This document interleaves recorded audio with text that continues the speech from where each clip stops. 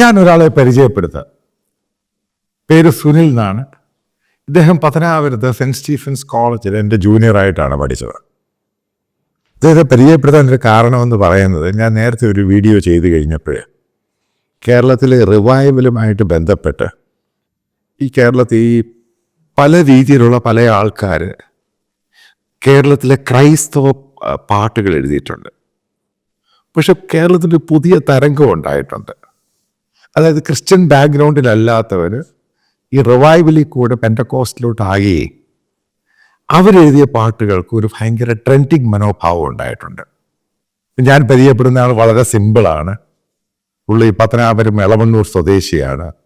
പേര് സുനിൽ പത്തനാപുരം. ഇദ്ദേഹത്തിൻ്റെ ഏറ്റവും ഞാൻ ഇദ്ദേഹത്തെ പ്രാധാന്യമായിട്ട് കാണുന്നത് 5 കോടിയിലധികം വ്യൂസ് ഉണ്ട് യൂട്യൂബിൽ മാത്രം. യൂട്യൂബിൽ 5 കോടി വ്യൂസ് എന്ന് പറയുന്നത് ഹ്യൂജ് സംഭവം. അതുപോലെ കേരളത്തിൻ്റെ വീടുകളിൽ പാടുന്ന പാട്ടുകൾ, വർഷിപ്പുകളിൽ പാടുന്ന പാട്ടൊക്കെ ഈ സുനിൽ എഴുതിയതാണ്. അപ്പോൾ സുനിലിനെ പ്രൊഫൈൽ ചെയ്യുക, സുനിലിനെ മറ്റുള്ളവരെ പരിചയപ്പെടുത്തുക, അതിലേറ്റവും പ്രധാനമായിട്ട് സംഭവമുണ്ട്. സുനിൽ ഇന്നും ഒരു മൈക്ക് ഓപ്പറേറ്ററായി. അത് ആൾക്കാർക്കൊന്നും അറിയത്തില്ല. അതായത് പലയിടത്തും നിങ്ങൾ മൈക്ക് ഇങ്ങനെ വണ്ടിയിൽ വെച്ച് കൊണ്ടുപോയി അത് ഓപ്പറേറ്റ് ചെയ്ത്, അതാണ് സുനിലിൻ്റെ ഉപജീവന മാർഗം. അതിൻ്റെ കൂടെ തന്നെ ഇദ്ദേഹം ഒരു സാമ്പത്തികമായിട്ടുള്ള കക്ഷിയൊന്നുമല്ല. ബാക്കിയുള്ള കാര്യങ്ങൾ ഞാൻ സുനിലിനോട് ചോദിക്കാം. സുനിലിനോട് ഒരു ഇൻട്രാക്ഷനാണ് ഉദ്ദേശിക്കുന്നത്. അതിനുശേഷം നിങ്ങൾ അതിൻ്റെ കമൻറ്റ് ചെയ്യുക. എന്താണ് സുനിലിനെ പറ്റി നിങ്ങളുടെ അഭിപ്രായം? സുനിൽ നമസ്കാരം. Thank you. സുനിലിനെ നേരത്തെ അറിയാമായിരുന്നു? നമ്മൾ ഒരുമിച്ച് കോളേജിൽ പഠിച്ചതാണ്. അതെ, തീർച്ചയായിട്ടും. എങ്ങനെ അറിയാമായിരുന്നോ? പത്തനാപുരംകാരനായതുകൊണ്ട് തീർച്ചയായിട്ടും ആ ഒരു പരിചയം, പിന്നെ പ്രത്യേകിച്ച് പത്രപ്രവർത്തന രംഗത്ത് തെഹൽക്ക റിപ്പോർട്ടിംഗ്, അതിനെ സംബന്ധിച്ച് അങ്ങനെ കേട്ടപ്പോൾ മാത്യു ഷമിൽ സാർ എന്ന് പറഞ്ഞ പേര് പ്രസിദ്ധമാണ് പത്തനാപുരത്തെ. ഇപ്പം ഞാൻ നേരത്തെ സുനിലിനെ കോണ്ടാക്ട് ചെയ്യാനൊക്കെ ശ്രമിച്ചിരുന്നു. അപ്പം അപ്പോഴൊക്കെ എനിക്ക് തോന്നുന്നു ആ സമയത്ത് എനിക്ക് സുനിൽ ജോലി തിരക്കിലായിരിക്കും. കാരണം ഈ സുനിലിൻ്റെ ജോലി എന്താണെന്ന് എനിക്ക് ഇപ്പോഴാണ് ശരിക്കും പിടികിട്ടിയത്. അതായത് മൈക്ക് ഓപ്പറേഷനും പരിപാടിയൊക്കെ, അതാണ് ഉപജീവന മാർഗം. ഇപ്പം സുനിലിൻ്റെ ലൈഫ് ഈ പറയുന്ന കാണുമ്പോൾ ഞാൻ വിശ്വാസത്താൽ എന്ന് പറഞ്ഞ പാട്ട്, കാരണം എനിക്കറിയാവുന്നൊരു പാട്ടാണ്. ഇപ്പം മാരാവൻ കൺവെൻഷനോട് അതിന് മുമ്പ് തന്നെ ഇത് ഹിറ്റായി. അതെ, അതായത് ഒരു ഹിന്ദു ബാക്ക്ഗ്രൗണ്ടിൽ നിന്നാണ് സുനിൽ വരുന്നത് ബേസിക്കലി. അപ്പം അവരെ ഒരു ശ്രീം ക്രിസ്ത്യൻ കമ്മ്യൂണിറ്റി, ഈ പെൻറ്റക്കോസ്റ്റുകാർക്ക് മാത്രമല്ല, കാത്തലിക്സ് ആണോ ഓർത്തഡോക്സ് മർത്തോമക്കാരെല്ലാം സുനിലിനെ അക്സെപ്റ്റ് ചെയ്തു, റെക്കഗ്നൈസ് ചെയ്തു. സുനിലിൻ്റെ പാട്ട് ഇതാണ് സംഭവം. പക്ഷെ സുനിലിനെ അറിയാതെ പോയി. ആരാണ് ഇത് എഴുതിയതിൻ്റെ കാരണമെന്ന് 2004 അവസാനത്തോടു കൂടിയായി ഈ ഗാനം ഞാൻ എഴുതുന്നത്. അത് മൂവാറ്റുപുഴയിൽ അന്നൊരു ദൈവസഭയുടെ ശുശ്രൂഷകനായിരുന്ന സമയത്താണ് ആ പാട്ട് അവിടെ വെച്ചാണ് പാടിയത്. അതിനുശേഷം തുടർന്ന് സഭാ ശുശ്രൂഷകയായിട്ട് തുടർന്ന് പോയില്ല. അപ്പം അങ്ങനെ വീട്ടിൻ്റെ ചുറ്റുപാടിൽ അങ്ങനെ കഴിയുമായിരുന്നു. ഈ പാട്ട് ഞാൻ പല ചർച്ചകളിലൊക്കെ പോകുമ്പോൾ പാടുകയും,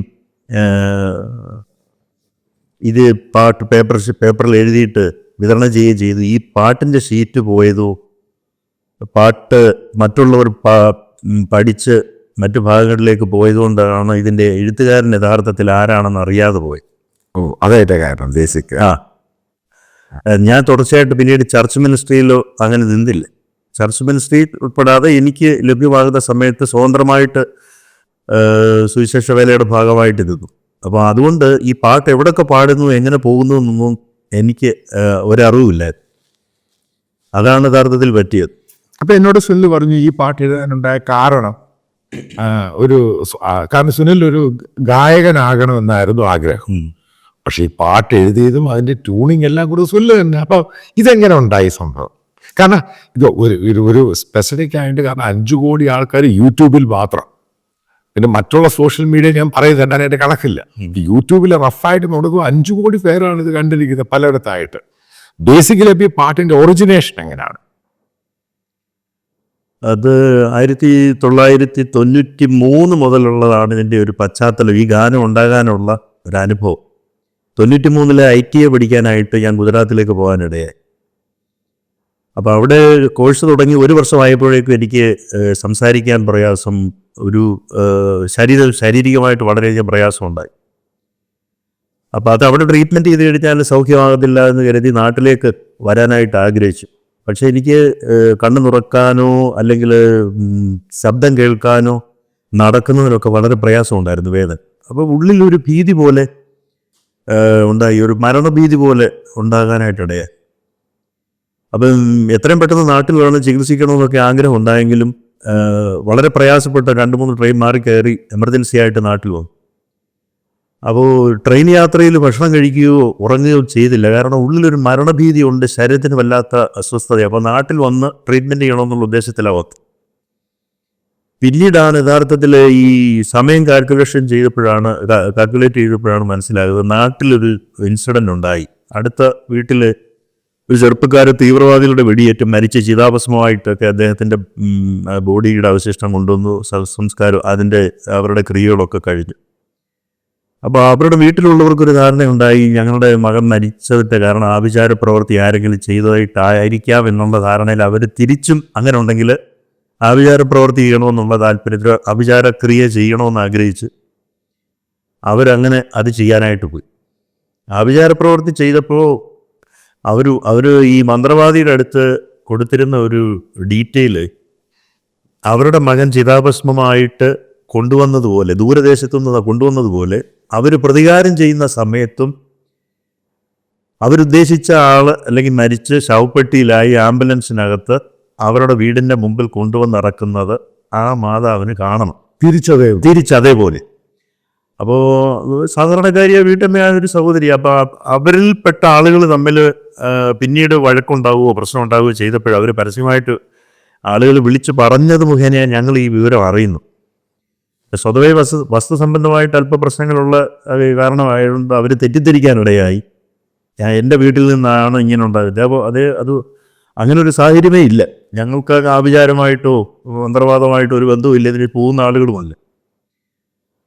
അപ്പോൾ ആ തെറ്റിദ്ധാരണയുടെ പുറത്ത് അവരങ്ങനെ ആഭിചാര പ്രവൃത്തി ചെയ്യാനിടയായി. അപ്പോൾ മന്ത്രവാദി അവരോട് തിരിച്ചാവശ്യപ്പെട്ടത് ഇത് ചെലവുള്ളതാണ് അല്ലെങ്കിൽ ദുർമന്ത്രവാദമാണ്, അതിനെ സഹായിക്കാൻ ഒരു പുരുഷനെ വേണമെന്ന് പറഞ്ഞു. അപ്പോൾ അവർ കൊടുത്തത് മൂത്ത മരുമകനെയാണ് ഈ മന്ത്രവാദി സഹായത്തിനായിട്ട് കൊടുത്തത്. അപ്പം ഞാൻ ഈ ചികിത്സയ്ക്കായിട്ട് നാട്ടിൽ വരി 94 ഒക്ടോബർ മാസം 16-ാം തീയതി രാത്രി പ്രാർത്ഥനയ്ക്കായിട്ട്, അന്ന് ഞങ്ങൾ കാത്തലിക്സ് ആയിട്ടാണ് പോയിക്കൊണ്ടിരിക്കുന്നത്. പ്രാർത്ഥനയ്ക്കായിട്ട് ഞാനും അമ്മയും കൂടെ പ്രാർത്ഥിച്ചുകൊണ്ടിരുന്ന സമയത്ത് അപ്പോൾ എനിക്ക് വേദനയും പ്രയാസവും ഉണ്ട്. അപ്പോൾ രാവിലെ ഡോക്ടറെയൊക്കെ കാണാൻ പോകാനുള്ള താല്പര്യത്തിലാണ് ഞാൻ അവിടെ ഇരുന്നത്. ഒരു പാട്ട് പാടി പ്രാർത്ഥിക്കാനായിട്ട് തുടങ്ങുന്നതിന് മുമ്പ് വേദപുസ്തകം തുറന്ന് അമ്മ പറഞ്ഞത് വായിക്കുമെന്ന് പറഞ്ഞു. 118 സങ്കീർത്തനം തുറന്ന് വായിക്കാൻ തുടങ്ങിയപ്പോഴത്തേക്ക് എൻ്റെ മേലിൽ അതിഭയങ്കരമായ ഒരു പവർ ഇറങ്ങുന്നത് പോലെ എനിക്ക് അനുഭവപ്പെട്ടു. അപ്പോൾ വായിക്കാൻ എനിക്ക് പ്രയാസമുണ്ട്, ശബ്ദം കേൾക്കാൻ പ്രയാസമുണ്ട്. എങ്കിലും അതിൽ 7-8 വാക്യങ്ങളിൽ പ്രകാരം പറയുന്നു, മനുഷ്യരിൽ ആശ്രയിക്കുന്നതിനേക്കാൾ യഹോവയിൽ ആശ്രയിക്കുന്ന നല്ലത്, പ്രഭുക്കന്മാരിൽ ആശ്രയിക്കുന്നതിനേക്കാൾ യഹോവയിൽ ആശ്രയിക്കുന്ന നല്ലത്. അപ്പം തുടർന്ന് വായിക്കാൻ വയ്യ, വലിയ പ്രയാസം. എങ്കിലും 17-ാമത്തെ വാക്യം ഇപ്രകാരം പറയുന്നു, ഞാൻ മരിക്കയില്ല, ഞാൻ ജീവനോടെ ഇരുന്ന് യഹോവയുടെ പ്രവൃത്തികളെ വർണ്ണിക്കൂ. അപ്പം നേരം വെളുത്താൽ ഡോക്ടറെ കാണാൻ പോകാൻ ആഗ്രഹിച്ചിരുന്ന ഞാൻ, അപ്പം ശരീരത്ത് വരിഞ്ഞു മുറുകുന്നത് പോലെയുള്ള അനുഭവങ്ങളാണ്. അപ്പം എന്താണെന്ന് ആർക്കും അറിയത്തില്ല. ശബ്ദം കേൾക്കാൻ പ്രയാസം, സംസാരിക്കാൻ പ്രയാസം, കണ്ണു തുറന്ന് പുസ്തകം വായിക്കാൻ പ്രയാസം, നടക്കാൻ പ്രയാസം, അത്രമാത്രം അസഹ്യമായ ശരീരത്തിൽ ഒരു പ്രയാസമാണ്. അപ്പം ഇത് ഈ ആഭിചാര പ്രവർത്തനത്തെ തുടർന്നാണ് ഉണ്ടാകുന്നതെന്ന് ആർക്കും അറിയത്തുമില്ല, ഞങ്ങൾക്കും അറിയത്തില്ല. പക്ഷെ അന്ന് രാത്രിയിൽ ദൈവവചനം വായിച്ചുകൊണ്ടിരുന്ന സമയത്ത് ഞാൻ ആ മനുഷ്യരിൽ ആശ്രയിക്കുന്നതിനേക്കാൾ യഹോവയിൽ ആശ്രയിക്കുന്ന നല്ലത് എന്ന വാക്യം വായിച്ച മാത്രയിൽ തന്നെ ഞാൻ കരയാൻ തുടങ്ങുന്ന സമയത്ത് എൻ്റെ തലയുടെ മുകളിലായിട്ടൊരു പവർ വ്യാപരിക്കും, ഒരു ശക്തി വരിക. ഇപ്പം കറണ്ടടിക്കുന്ന പോലെ എനിക്ക് ആദ്യം തോന്നിയത്. പിന്നീട് ഇതിൻ്റെ വർധനം ഉണ്ടായപ്പോൾ ഞാൻ ആദ്യം കരുതി ഇനി കറണ്ട് വല്ലതും പാസ്. അപ്പോൾ ആസ്പെറ്റോസ് ഇട്ട ഷീറ്റിട്ട ഹാളാണ്. അപ്പോൾ പെട്ടെന്ന് നോക്കിയിട്ട് അങ്ങനെയൊന്നും ഉള്ളതല്ല. പക്ഷേ പെട്ടെന്ന് ഇതിൻ്റെ പവർ വർദ്ധിക്കാനിടയായി. എൻ്റെ ശരീരം മുഴുവൻ ഇത് വർദ്ധിച്ചു. കറണ്ടിനെ അപേക്ഷിച്ച് നോക്കുകയാണെങ്കിൽ വളരെ വാട്ട്സ് കൂടുതലുള്ള രീതിയിൽ, വോൾട്ടേജ് കൂടുന്ന രീതിയിൽ അത് ഭയങ്കരമായി എനിക്ക് എൻ്റെ വൈബ്രേഷൻ നിൽക്കുന്നില്ല. അവ്യക്തമായിട്ട് എന്തൊക്കെയോ വേറെ രീതിയിൽ മലയാളമല്ലാത്ത വേറെ ഭാഷ വായിക്കാം. ഞാനങ്ങനെ കേട്ടിട്ടേ ഉള്ളൂ. എനിക്കല്ല കരിസ്മാറ്റിക്കിൻ്റെ മീറ്റിങ്ങിനൊക്കെ പോയിട്ട് ആ ഒരു പരിചയമേ ഉള്ളൂ. അപ്പോൾ അവ്യക്തമായിട്ട് ഏതൊക്കെ, അപ്പം ഞാൻ ഭയപ്പെട്ടു പോയി ഒന്നാമത്. കാരണം ഇതെന്താ സംഭവിക്കുന്നത്, എന്തൊക്കെയാണ് പറയുന്നതെന്ന് മനസ്സിലാകുന്നില്ല. അസുഖമാണോ? പക്ഷേ ഇടയ്ക്ക് പ്രൈസ്തലോടും ഹല്ലേലൂയായും സ്തോത്രവും ഒക്കെ ഓട്ടോമാറ്റിക്കായിട്ട് ഞാൻ തന്നെ പറയുന്നു. അപ്പം അതുകൊണ്ട് എനിക്ക് മനസ്സിലായി ദൈവികമായ സന്ദർശനം ആ പ്രാർത്ഥിച്ചതുകൊണ്ടാണല്ലോ നടക്കുന്നതെന്ന്. അങ്ങനെ എൻ്റെ ശരീരം രാത്രി 11 മണിക്ക് തുടങ്ങിയ ആ ഒരു ദൈവിക സാന്നിധ്യം രാത്രി 1:30 ആയപ്പോൾ ഞാനിങ്ങനെ പറഞ്ഞു, അങ്ങയുടെ വേല ചെയ്യുവാൻ, അങ്ങയുടെ വചനം സംസാരിക്കുവാൻ എൻ്റെ നാവിനെ ബലപ്പെടുത്തണമെന്ന് പറഞ്ഞ മാത്രയിൽ ഇത് ശാന്തമായി. അപ്പോൾ രാത്രി 1:30 ആയി. അപ്പം യഥാർത്ഥത്തിൽ അന്ന് രാത്രി സംഭവിച്ചത് എൻ്റെ ശരീരത്തിലുണ്ടായിരുന്ന ഒരു ഈ ആഭിചാരത്തെ തുടർന്നുണ്ടായ ആ ഒരു വലിയ വേദനയും, അല്ലെങ്കിൽ കണ്ണിൻ്റെ പ്രശ്നം, കാതിൻ്റെ പ്രശ്നം, സംസാരിക്കുന്നതിനുള്ള ബുദ്ധിമുട്ട്, നടക്കുന്നതിനുള്ള ബുദ്ധിമുട്ട്, ഇതൊന്നും ആ രാത്രിയിൽ അറിഞ്ഞില്ല എന്താ സംഭവിക്കുന്നത്. പക്ഷേ ആ ബന്ധനം എൻ്റെ ശരീരത്തിൽ നിന്ന് പൂർണ്ണമായിട്ട് അന്ന് രാത്രിയിലെ പ്രാർത്ഥനയിൽ യേശുക്രിസ്തുവിൻ്റെ സൗഖ്യം വന്ന് ഞാൻ അനുഭവിച്ചറിയുകയാണ്. പിറ്റേന്ന് രാവിലെ 10 മണിയായപ്പോൾ അടൂരിൽ ഞാൻ ഡോക്ടറെ കാണാൻ, ഇത് മനസ്സിലായില്ല, ഇത് ഒരു സൗഖ്യമാണെന്ന് മനസ്സിലായില്ല. അടൂർ പ്രൈവറ്റ് ബസ് സ്റ്റാൻഡിൽ രാവിലെ 10 മണിക്ക് അവിടെ ഡോക്ടറെ കാണാൻ പോകാൻ അവിടെ നിൽക്കുന്ന സമയത്താണ് എനിക്ക് മനസ്സിലായത്, എനിക്ക് കണ്ണിന് വേദനയില്ല, കാതിന് വേദനയില്ല, സംസാരിക്കുന്നതിന് കുഴപ്പമില്ല, നടക്കുന്നതിന് കുഴപ്പമില്ല. ആ തലേ രാത്രിയിൽ പൂർണ്ണമായി സൗഖ്യം ഞാൻ പ്രാപിച്ചു. അതുകൂടാതെ വീണ്ടും എനിക്കൊരു അനുഭവം ഉണ്ടായി. അപ്പോൾ ഈ 2 അനുഭവത്തിന് ശേഷം അന്ന് പള്ളിയിലെ അച്ഛനോട് പോയി വിവരമൊക്കെ പറഞ്ഞു. അന്ന് ഇരിക്കുന്ന ആൻ്റണി പടമാടൻ എന്ന് പറഞ്ഞ അച്ഛനാണ്. അപ്പം ഇങ്ങനെ ദൈവികമായ അനുഭവവും സൗഖ്യമൊക്കെ ഉണ്ടായത് പറഞ്ഞപ്പോൾ അച്ഛൻ പെട്ടെന്ന് പറഞ്ഞു, ഒരു കാര്യം ചെയ്യും, അങ്ങനെ ചാടിക്കേറിയൊന്നും ദൈവവേലയ്ക്കായിട്ട് പോകരുത്, ഇനിയൊരു അനുഭവം കൂടെ വരികയാണെങ്കിൽ അടയാളമായിട്ട് സ്വീകരിച്ചുകൊണ്ട് ദൈവവേലയ്ക്കായിട്ട്, ദൈവവേലയുടെ ഭാഗമായിട്ട് പോകാവുന്നതാണ്. അങ്ങനെ തിരിച്ച് 2.5 മാസത്തിന് ശേഷം തിരിച്ച് ഗുജറാത്തിലേക്ക് പോയി ITI കോഴ്സ് കംപ്ലീറ്റ് ചെയ്യാനേ. അവിടെ ചെന്നു. 95 ജനുവരി മാസം 22-ാം തീയതി 3ാമത്തെ അടയാളമായിട്ട്. അപ്പോൾ പാട്ടുകാരനാകണമെന്ന് ആഗ്രഹമുണ്ടായിരുന്നു, പലപ്പോഴും അതിന് കഴിയാതെ പോയി. അപ്പോൾ ദൈവത്തോട് ആ സമയത്ത് ഞാനിങ്ങനെ നിലവിളിച്ച് പറഞ്ഞു, കർത്താവേ, ആഗ്രഹിച്ചൊരു കാര്യമാണ് പാട്ട് പാടണോ, പക്ഷെ അത് പലപ്പോഴും ശരീരത്തിൻ്റെ ചില ക്ഷീണാവസ്ഥ കൊണ്ട്, ബുദ്ധിമുട്ട് കൊണ്ട് പറ്റുന്നില്ല. അങ്ങനെ പറഞ്ഞു തീരുകയും ഈ ദൈവശക്തി എൻ്റെ മേലിൽ ഇറങ്ങി വരുന്ന പോലെ എനിക്ക് അനുഭവപ്പെടുകയാണ്. എന്നെ ആരോ കൈക്ക് പിടിച്ച് വെളിയിലോട്ട് കൊണ്ടുപോകുന്ന അതുപോലെ തോന്നി. ഞാൻ അറിയാതെ അവിടെ നിന്നൊക്കെ അങ്ങ് പാടുക, എന്നോട് ഓരോ വരികളൊക്കെ ചോദിക്കുക. ഉദാഹരണത്തിന് ആദ്യമായിട്ട് പാടിയ വരികൾ, യഹോവ ഏകിയ ജീവിതത്തിൽ എന്തു നീ നൽകി പ്രതിഫലമായി, ഈ ധരയിൽ നിൻ ഹൃദയമൊഴികെ ഈസന് നൽകാർ എന്തുള്ളൂ. പക്ഷെ ഇതൊരു പുതിയ പാട്ടാണെന്ന് എനിക്ക് മനസ്സിലായില്ല. ഒരു വാട്ടർ ട്രീറ്റ്മെൻറ്റ് പ്ലാന്റിൻ്റെ ഓപ്പൺ പ്ലാന്റിനകത്ത് ഇരയ്ക്കുന്ന മോട്ടറുകളുടെ ഇടയിൽ എന്നെ ഇങ്ങനെ പിടിച്ച് ആരോ കൊണ്ടുപോയി നിർത്തി, അവിടെ നിർത്തിയിരിക്കുക. എൻ്റെ ആഗ്രഹമല്ലാതെ മറ്റൊരാൾ എന്നെ കൊണ്ടുപോകുന്ന പോലെ ഞാൻ ആ ഇരയ്ക്കുന്ന മോട്ടറുകളുടെ നടുവിൽ നിന്ന് പാടുകയും. അങ്ങനെ 95 ജനുവരി മാസം 22-ാം തീയതി പുതിയൊരു വരം എൻ്റെ മേളിൽ, 3ാമതായിട്ടൊരു അടയാളം ഗുജറാത്തിൽ വെച്ചാണ്, വെരാവൽ എന്ന് പറഞ്ഞ സ്ഥലത്താണ് ഈ പാട്ടിൻ്റെ അനുഭവം ഉണ്ടാകുന്നത്. അച്ഛൻ അന്ന് പറഞ്ഞതുപോലെ ഒരു അടയാളം കൂടെ നീ ഉണ്ടാകുകയാണെങ്കിൽ ദൈവവേലയുടെ ഭാഗമായിട്ട് ഇറങ്ങണമെന്ന്. അതിൻ്റെ അടുത്ത ദിവസം നാട്ടിൽ നിന്ന് അമ്മയുടെ കത്ത് വരുന്നു, മോനെ, ഇങ്ങനെ നാട്ടിൽ ചില വിഷയങ്ങളുണ്ടായി, നീ മരിച്ച് ശവപ്പെട്ടിയിലായി ആംബുലൻസിനകത്ത് കൊണ്ടുവന്ന് ഇറക്കുന്നത് കാണാൻ ആഗ്രഹിച്ച് ഇവിടെ ചില ക്ഷുദ്രപ്രയോഗങ്ങളും ഒക്കെ നടന്നു. ഇപ്പോൾ ഈ മന്ത്രവാദിയെ സഹായിക്കാനായിട്ട് കൊണ്ടുകൊടുത്ത ആ ചെറുപ്പക്കാരന് പെട്ടെന്നൊരു അസ്വസ്ഥത ഉണ്ടായി. മെഡിക്കൽ കോളേജിലേക്ക് കൊണ്ടുപോയി തിരിച്ച് ചില സമയങ്ങളോ ദിവസങ്ങളോ കഴിഞ്ഞ് മരിച്ച് ശവപ്പെട്ടിയിലായി ആംബുലൻസിൽ ആ മകൻ മരിച്ച ആ മാതാവിൻ്റെ വീട്ടിലേക്ക് തന്നെ കൊണ്ടുവന്നിറക്കി. അവർ തന്നെ ഇത് കാണാനിടയായി. ഈ സംഭവം ഞാൻ 2004 സെപ്റ്റംബർ മാസം മൂവാറ്റുപുഴയിൽ വെച്ച് ഒരു 21 ദിവസം നടക്കുന്ന ഉപവാസ പ്രാർത്ഥനയുടെ 2ാമത്തെ ദിവസം പോകാനായിട്ട് നിൽക്കുമ്പോൾ ദൈവത്തോടൊരു ചോദ്യം ചോദിച്ചു, ദൈവമേ, എൻ്റെ ജീവിതത്തിൽ ഇനി എന്തെങ്കിലും നന്മയുണ്ടോ? പക്ഷെ ശോഭിക്കുന്നൊരു ശബ്ദമാണ് ദൈവത്തിൽ നിന്ന് കേട്ട്, ഞാൻ നിനക്ക് ചെയ്ത നന്മയൊന്നും നീ ഓർക്കുന്നില്ലയോ? നിന്റെ നേരെ പാളയമിറങ്ങിയവൻ്റെ അസ്ഥികളെ ഞാൻ ചിതറിച്ചുവല്ലോ എന്ന് പറഞ്ഞു തീരുകയും എൻ്റെ മേളിൽ ഈ ദൈവ സാന്നിധ്യം ഇറങ്ങി, ശക്തി ഇറങ്ങി. അവിടെ നിന്ന് ഞാൻ അറിയാതെ പാടിപ്പോയതാണ്, അഗ്നിയിന്നാളങ്ങൾ വെള്ളത്തിനോളങ്ങൾ എന്നെ തകർക്കുവാൻ സാധ്യമല്ല. അഗ്നിയിന്നാളങ്ങൾ വെള്ളത്തിനോളങ്ങൾ എന്നെ തകർക്കുവാൻ സാധ്യമല്ല. അഗ്നിയിലിറങ്ങി വെള്ളത്തിൽ നടന്ന് കൂടെ വരുവാൻ കർത്തനുണ്ട്. അങ്ങനെ 10 മിനിറ്റിനകത്ത് ഞാൻ അവിടെ നിന്ന് ഈ പാട്ട് പാടുക. അപ്പോൾ അന്ന് 2 രൂപയ്ക്ക് 5 റീഫില്ല് കിട്ടും. 2 രൂപയ്ക്ക് 5 റീഫില്ല് കിട്ടി. അത് വെച്ചാൽ ഞാൻ നോട്ടൊക്കെ എഴുതുകയൊക്കെ ചെയ്തു. അതിലൊരു റീഫില്ലെടുത്താൽ പെട്ടെന്നൊരു പേപ്പറിൽ, ഒരു ബുക്കിൻ്റെ ഒരു പേപ്പറിൽ എഴുതി. ഇത് ഞാനൊരിക്കലും പ്രതീക്ഷിച്ചില്ല ഇങ്ങനെ ഈ എഴുതുന്ന വരികൾ, അത് ഒരു പേനയ്ക്ക് അഭിമാനിക്കാൻ കഴിയാത്ത രീതിയിൽ ഒരു റീഫിൽ, അത് മാത്രം ആ പീസ് കൊണ്ട് ആ ഗാനം എഴുതിയത്. അത് എഴുതിയ പത്രക്കടലാസ് അല്ലെങ്കിൽ അത് എൻ്റെ വൈഫിനോട് പറഞ്ഞ് കൂത്താട്ടുകുളം ജംഗ്ഷനിൽ ഒരു പ്രാർത്ഥനയ്ക്ക് പോകാനിരുന്നപ്പോൾ ഞാൻ പറഞ്ഞ അതൊന്ന് ഒരു A4 ഷീറ്റിൽ 4 ഒന്ന് എഴുത്. ഞാനത് ഫോട്ടോ കോപ്പി എടുത്ത് അവിടെ ഒരു പ്രാർത്ഥനയ്ക്ക് പോയ നീഴൂരെന്ന് പറഞ്ഞ സ്ഥലത്തൊരു ഉപവാസ പ്രാർത്ഥനയ്ക്ക് പോയി. അവിടെ അത് കൊടുത്തു പാടി. അങ്ങനെ ആ ഷീറ്റുകൾ ഇങ്ങനെ പോകുന്നിടത്തൊക്കെ ഇങ്ങനെ പോകാൻ തുടങ്ങി. എങ്ങനെയായി ഈ പാട്ട് ഇങ്ങനെ പോയതെന്ന് ആർക്കും അറിയത്തില്ല, എനിക്കും അറിയത്തില്ല, കേൾക്കുന്നവർക്ക് അറിയാം. അവസാനം വെളിയിൽ നിന്ന്, വിദേശങ്ങളിൽ നിന്നാണ് ആ പാട്ട് കൂടുതലായിട്ട് ഇങ്ങോട്ട് വരാനിടയിൽ. ഞാൻ അതുപോലെ തന്നെ എന്നോട് അസുല്ല് പറഞ്ഞു ഏകദേശം 10-40 പരം പാട്ടുകൾ എഴുതിയിരുന്നു. പക്ഷെ ഇതൊന്നും എവിടെയില്ല, എപ്പോഴും സ്വന്തമായിട്ട് വീടില്ല, പലയിടത്തും വീടുകൾ മാറുമ്പോൾ ഇതങ്ങനെ പാട്ടുകൾ കുറച്ച് അങ്ങനെ നഷ്ടപ്പെട്ടു പോയിട്ടുണ്ട്. കുറച്ച് പാട്ടുകൾ ഏകദേശം 40 പരം അതിൽ കൂടുതലൊരു പാട്ടുകൾ എഴുതി. അപ്പോൾ മിക്കവാറും ഇങ്ങനെ ഈ വാടക വീടുകൾ മാറി ഇപ്പോഴും 7 വർഷമായിട്ട് വാടക വീട്ടിലാണ് താമസം. അപ്പോൾ അങ്ങനെ ആ കൂട്ടത്തിൽ കുറച്ച് പാട്ടുകൾ നഷ്ടപ്പെട്ടു പോയി. കുറച്ച് ശേഖരിച്ച് വെച്ചതൊക്കെ ഇപ്പോൾ കുറച്ച് പാട്ട് ഒരു CD ചെയ്തു, അതിലൊരു 10 പാട്ടുണ്ടായിരുന്നു. പിന്നെ അല്ലാതെല്ലാം കൂടെ തയ്യാറാക്കി. അങ്ങനെ ഇപ്പോൾ അതിനോട് കൃത്യമായ ഒരു എണ്ണം എനിക്കിപ്പോൾ പറയാം. ഏകദേശം 5 കോടിയിലധികം വ്യൂസ് ഉണ്ട്. ഞാൻ ജസ്റ്റ് കൗണ്ട് ചെയ്ത് ഇതുമായിട്ട് ബന്ധപ്പെട്ട് താങ്കൾക്ക് പണം വില കിട്ടി? ഇല്ല, എനിക്കൊന്നും കിട്ടില്ല. ഇല്ല, അതിലൊക്കെ ഒന്നുമില്ല. കാരണം യൂട്യൂബിനകത്ത് റവന്യൂ ക്രിയേറ്റ് ചെയ്യും.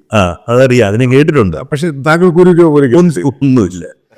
ദൈവികമായ അനുഭവങ്ങൾ ആർക്കെങ്കിലും ആകുന്നെങ്കിൽ സന്തോഷമെന്നുള്ള രീതിയിലാണ് ഞാൻ ആ കാര്യം കാണുന്നത്. ഒരുപാട് പേര് ചിലപ്പോൾ ഒന്ന് വിളിച്ച് ചോദിക്കും, ഞങ്ങളിങ്ങനെ പാട്ട് ചെയ്ത് എന്തുവാ സുനിൽ ഉപജീവന മാർഗമുണ്ടോ?